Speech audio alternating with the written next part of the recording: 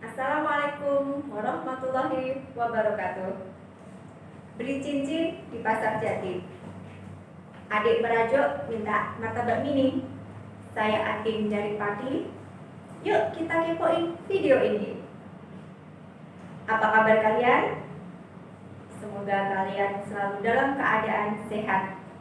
Karena dalam masa pandemi ini kita harus tetap menjaga kesehatan dan mematuhi protokol kesehatan, yaitu dengan memakai masker, menjaga jarak, dan juga mencuci tangan. Nah, meskipun kalian saat ini masih belajar dari rumah, belum bisa ke sekolah lagi seperti sebelumnya, hal itu tidak berarti kalian tidak bisa mendapatkan tambahan pengetahuan atau wawasan. Nah, sebelum kita melanjutkan untuk menonton video ini, saya harap kalian bisa mengisi link pra penyuluhan seperti yang ada pada kolom deskripsi. Ya, jangan lupa isi dulu link pra penyuluhan di kolom deskripsi. Setelah itu, kita bisa melanjutkan menonton video ini. Dalam video ini, saya akan berbagi sedikit wawasan mengenai korupsi. Diharapkan setelah menonton video ini, kalian bisa meningkatkan pengetahuan kalian tentang korupsi. Apa sih yang dimaksud dengan korupsi? Apa sih teori dan penyebab korupsi menurut beberapa ahli?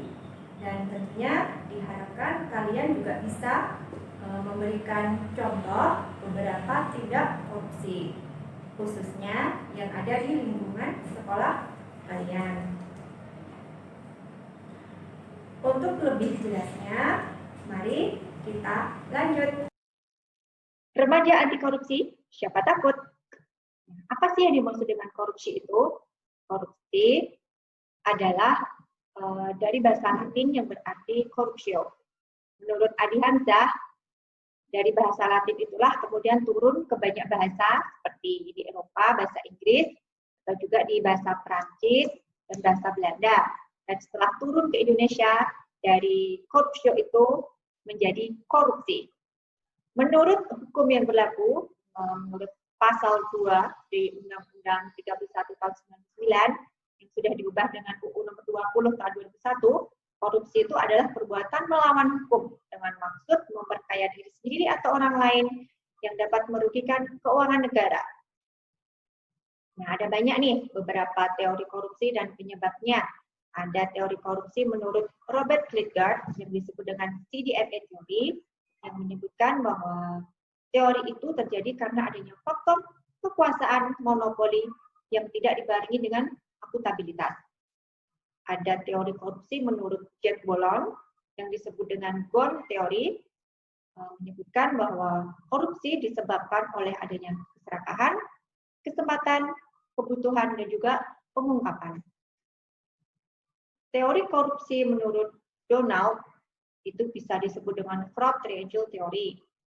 Menurut teori tersebut, ada 3 faktor yang berpengaruh terhadap adanya fraud, kecurangan, atau dalam hal ini korupsi, yaitu kecepatan, motivasi, dan juga rasionalisasi. Ada juga teori-teori korupsi berikutnya, yaitu menurut teori willingness, dan juga teori cost-benefit model. Kalian bisa mempelajarinya lebih lanjut lagi. Nah, kalau kalian di lingkungan sekolah, itu juga ada loh yang termasuk tindak korupsi. Apa sih yang termasuk tindak korupsi di lingkungan sekitar kita? Nah, contohnya nih, ada yang namanya gratifikasi. Apa yang dimaksud gratifikasi? Gratifikasi itu adalah pemberian dalam arti luas, bisa meliputi barang, uang, atau tiket perjalanan, bisa juga pemberian fasilitas penginapan. Nah, contohnya gratifikasi yang ada di lingkungan sekolah itu, misalnya nih ya, ada kepala sekolah yang menerima laptop baru dari perusahaan penerbit buku. Atau mungkin misalnya ada guru yang menerima hadiah dari CV tur perjalanan wisata gitu misalnya, itu nggak boleh tuh, karena itu termasuk gratifikasi. Nah, tindak pidana atau tindak korupsi berikutnya itu adalah pemerasan. Apa sih pemerasan itu? Pemerasan itu adalah jika ada seseorang yang memaksa dengan kekerasan atau ancaman untuk memberikan barang atau sesuatu. Nah, contoh pemerasan yang ada di lingkungan sekolah itu misalnya, jika sekolah mewajibkan kalian untuk membeli buku atau LKS, yang seharusnya itu nggak boleh. Selanjutnya itu ada suap. Suap sangat populer untuk upaya memuluskan atau meloloskan suatu harapan atau keinginan. Contoh suap yang ada di sekolah nih ya, contohnya ada orang tua menyuap pihak sekolah agar anaknya diterima di sekolah favorit. Nah, bisa nggak kalian menyebutkan contoh-contoh suap di lingkungan kalian? Nah, coba ya, nanti kirim di kolom komentar kalau misalnya kalian punya contoh-contoh yang lain. Nah, ini nih ada nih contohnya nih, kita lihat nih. Misalnya nih ada si Mimi ini diberikan uang oleh orang tuanya untuk membayar iuran di sekolah. Makanya dibayarkan, ternyata malah diberikan jam.